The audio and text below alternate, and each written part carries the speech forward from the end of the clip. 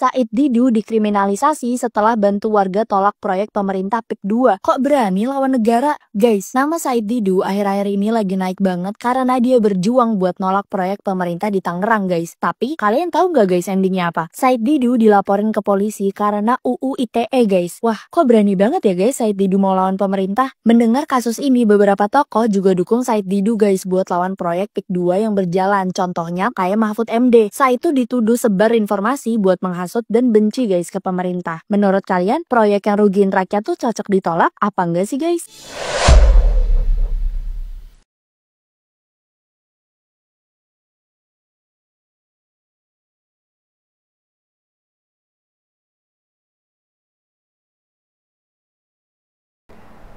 Assalamualaikum warahmatullahi wabarakatuh.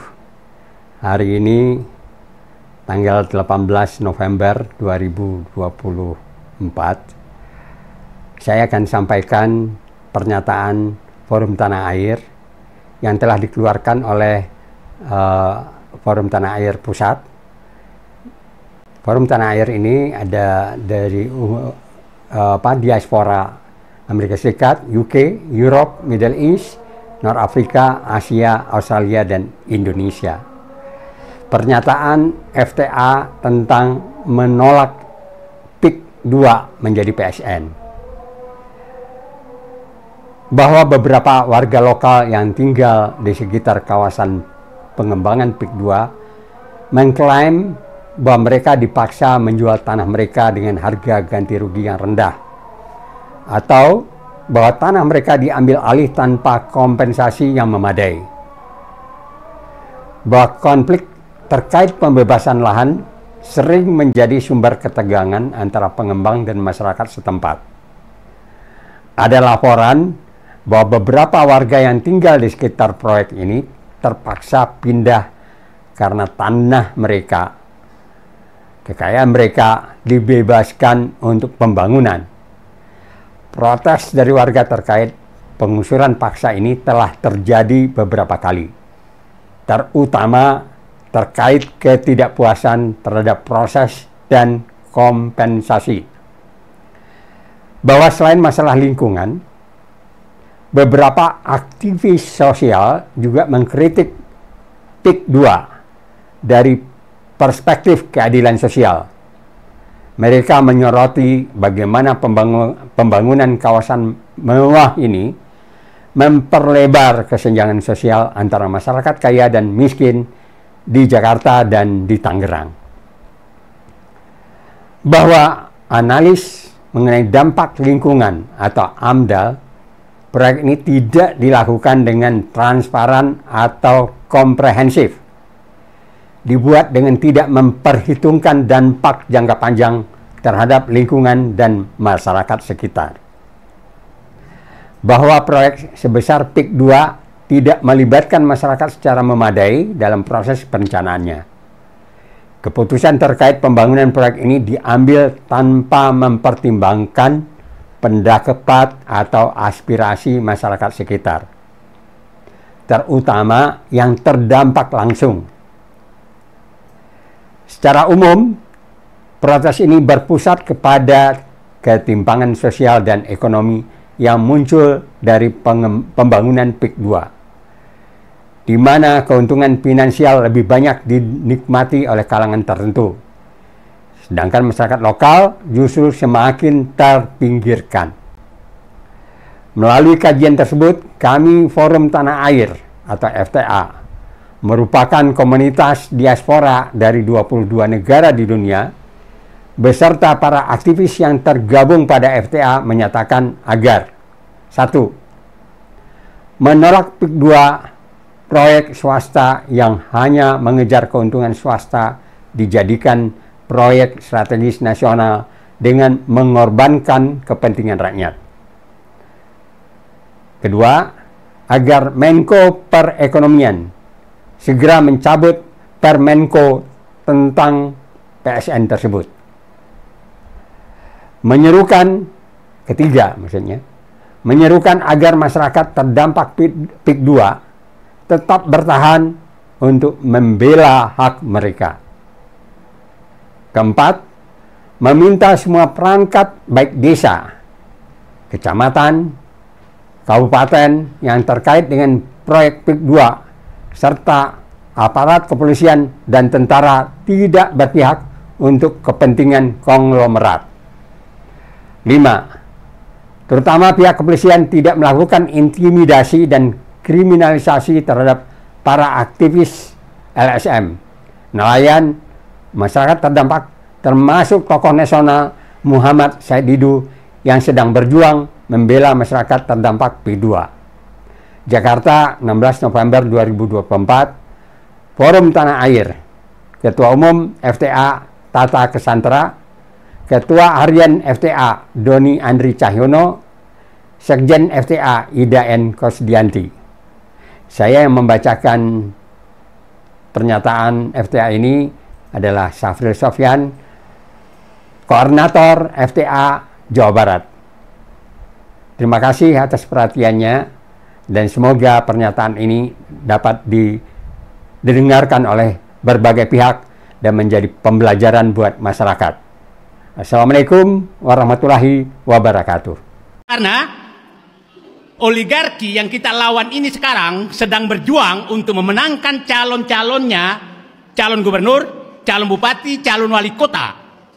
Mereka sedang berjuang untuk itu. Nah, apabila dia berhasil, maka Indonesia semakin dikuasai. Nah, saya kasus PSN PIK 2 ini adalah kasus yang sangat telanjang, tapi kasus seperti ini banyak sekali terjadi. Yang melakukan, kita tahu bahwa pada saat Bung Karno, Pak Harto dan seterusnya, para oligarki ini itu hanya menebang pohon, tidak mengambil tanahnya. Sekarang sejak Pak Jokowi jadi presiden, itu tanah rakyat yang diambil, bukan lagi tambang yang diambil, tanahnya juga diambil. Bahkan tanah di dekat Jakarta pun diusirin rakyat PSN PIK 2. Jadi saya hanya menyatakan pada kesempatan ini kepada pihak-pihak berwenang, tidak ada gunanya menekan Said Didu lagi, karena agenda ini sudah diambil oleh seluruh rakyat Indonesia untuk memperjuangkan hak mereka. Saya berharap masyarakat Rempang, masyarakat rakyat di Medan, rakyat di Makassar, rakyat di Surabaya, rakyat di kota-kota besar, bersatulah kita melawan oligarki untuk mengambil tanah-tanah bapak dan ibu semua. Rakyat di Sulawesi, rakyat di Papua, rakyat di Maluku, rakyat di Kalimantan, mari kita bersatu untuk melawan mereka para oligarki ini mengambil tambang-tambang yang ada di Pulau Bapak. Karena yang melakukan itu adalah mereka-mereka yang bergabung di dalam orang-orang yang sama yang melakukan hal yang sama di PSN PIK 2. Jadi perjuangan ini bukanlah perjuangan Said Didu. Saya bukan siapa-siapa. Saya hanya membuka bahwa ada pihak yang menguasai negeri ini, yang bebas, seakan-akan bebas menggusur rakyat dimanapun dia mau, dan menjadikan pemerintah dan aparat sebagai bonekanya. Itu sebenarnya intinya. Dan boneka yang betul-betul dipelihara hampir 10 tahun ini adalah Joko Widodo. Joko Widodo lah yang memberikan karpet merah kepada mereka lewat Undang-Undang Cipta Kerja, lewat PSN. Dialah yang memberikan karpet merah kepada oligarki untuk menguasai ekonomi, menguasai politik, dan menggusur rakyat dimanapun dia mau. Jadi kepada seluruh rakyat Indonesia, hari ini saya datang ke tempat ini, saya menyatakan kepada penguasa Muhammad Said Didu menyerahkan agenda perjuangan ini dan berterima kasih kepada seluruh rakyat Indonesia bahwa agenda perjuangan menyelamatkan bangsa Indonesia ini Bapak dan Ibu sudah ambil alih. Tapi kita tetap bersama, mudah-mudahan setelah ini kita berhasil untuk menghentikan arogansi para oligarki ini, dan mereka dan para boneka-bonekanya juga makin menyadari. Kita berharap Presiden Prabowo segera bertindak untuk menyelamatkan bangsa ini.